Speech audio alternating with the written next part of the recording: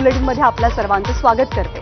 आज बुलेटिनमध्ये आपण 3 मित्रांची गोष्ट पाहणार आहोत। परीक्षा कोणतीही असो, वर्गामध्ये हे 3 मित्र कायमच टॉप 3 मध्ये असायचे। पण या 3 मित्रांमधला एक मित्र दोघांना अचानक सोडून गेला।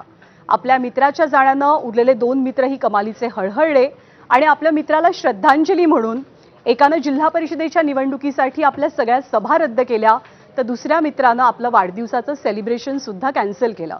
अर्थातच ही गोष्ट आहे देवेंद्र फडणवीस, अजित पवार आणि एकनाथ शिंदे या सत्तेतल्या 3 जिगरी दोस्तांची। आज जेव्हा जिल्हा परिषदांचे निकाल हाती आले तेव्हा देवेंद्र फडणवीस असोत, एकनाथ शिंदे असोत किंवा सर्व कार्यकर्ते, अजित पवारांची उणीव सर्वांनाच जाणवली, त्यांची कमतरता भासली।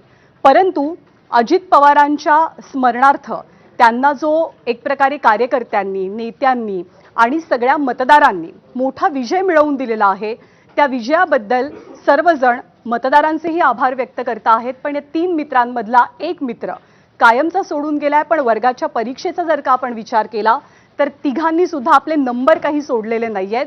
भाजप क्रमांक 1 चा पक्ष या निवडणुकीत ठरलेला आहे। राष्ट्रवादी सध्या क्रमांक 2 वर आहे, तर शिंदेची शिवसेना क्रमांक 3 वरती।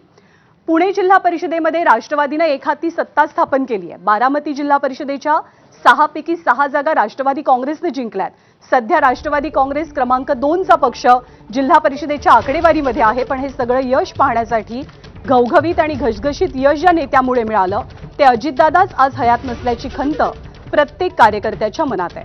उपमुख्यमंत्री अजित पवारांच्या अपघाती निधनाला अवघे 13 दिवस लोटलेले असताना राष्ट्रवादीचे नेते, कार्यकर्ते आणि आप्तस्वकीयांच्या डोळ्यात आसू आणि हसू अशी एक प्रकारे संमिश्र भावना दिसते। जिल्हा परिषदेच्या निवडणुकीत राष्ट्रवादीला मोठे यश मिळालंय, पण यशाचा हा जल्लोष पाहण्यासाठी पक्षाचे सर्वेसर्वा आणि मार्गदर्शक अजित पवारच हयात नसल्याची खंत आणि वेदना प्रत्येकाच्या मनात आहे। त्यामुळे पक्षाशी संबंधित असलेल्या प्रत्येकाला भावनांना आवर घालणं कठीण बनलं। विशेष म्हणजे अजितदादांचा झंझावात शांत झाल्यानंतरची ही पहिली निवडणूक होती, त्यामुळे आजचा निकाल एक प्रकारे अजित पवारांना श्रद्धांजलीच मानला जातोय।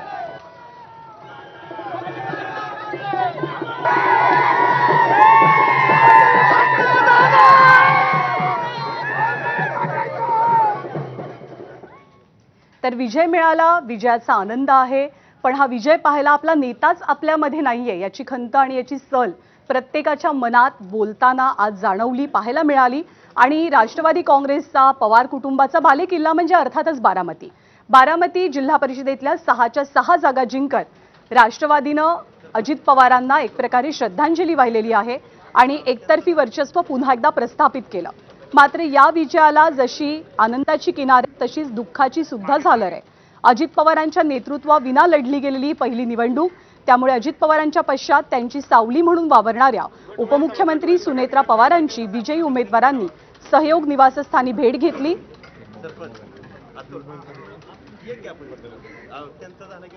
हा विजय पहिला दादांना, आदरणीय दादांना समर्पित करतो आणि दादा एक व्यक्ती नसून एक विचार आहे, त्यामुळे हा विचार कधी थांबणार नाही। वहिनी साहेब म्हणल्या की जसं दादा सर्वांच्या मागे एकदम ताकदीनुसार उभे राहत होते, तशी मी इथून येणाऱ्या पुढच्या काळात मी तुमच्या मागे ताकदीनिशी काम राहील, कोणत्याही निधीला वगैरे काही अडचण येणार नाही।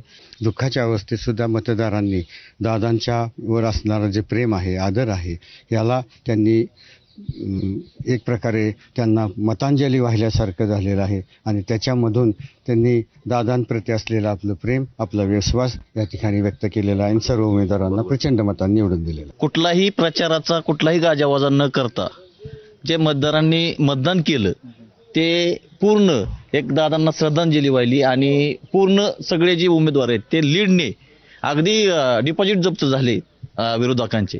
बहिणींचं म्हणणं आहे आता कामाला लागा, मतदार राजानं आशीर्वाद दिला, आपलं आता कामाला लागावं लागेल।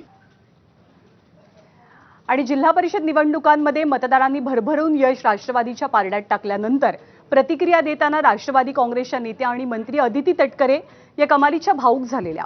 आम्ही आमचा सरदार गमावला, त्यामुळे सगळ्यांना एकजूट ठेवून ही निवडणूक लढणं आणि ती जिंकणं आमच्यासाठी एक आव्हान होतं, असं अदिती तटकरेंनी सांगितलं।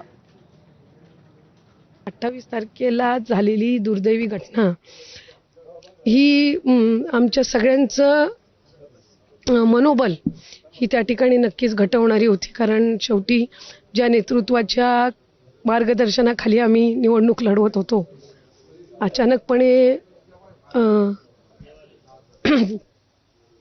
सरदार गमावल्यानंतर सैन्याने ताकद ठेवणं हे आमच्या सर्वांसमोरचं आव्हान होतं. ही सर्व आमचे विजयी उमेदवार असतील सगळे आम्ही दादांच्या व्यक्तिमत्वाला साजेसं काम हे आम्ही सर्व मंडळी पुढच्या कालावधीमध्ये करणार. तर जिल्हा परिषदेच्या निवडणुकांमध्ये मोठा विजय तर मिळालेला आहे, पण या विजयासाठी शाबासकीची थाप देणारा अजितदादांचा फोन मात्र आता कधीच येणार नाही, ही भावना व्यक्त करताना सुनील शेळके सुद्धा कमालीचे भावूक झाल्याचं दिसलं. दादा असते तर आम्ही सगळेच आज आनंदानं खूप मोठा उत्सव साजरा केला असता. परंतु ठीक आहे, आज दुर्दैव आहे. त्या सगळ्या कठीण परिस्थितीतून सुद्धा माझ्या मायबाप जनतेनं त्यांना भरघोस असं मताधिक्य देऊन दादांचं उत्तराई होण्याचा आज खऱ्या अर्थानं त्यांनी प्रयत्न केला. परंतु ते शब्दाच कानावरती पडणार नाहीयेत.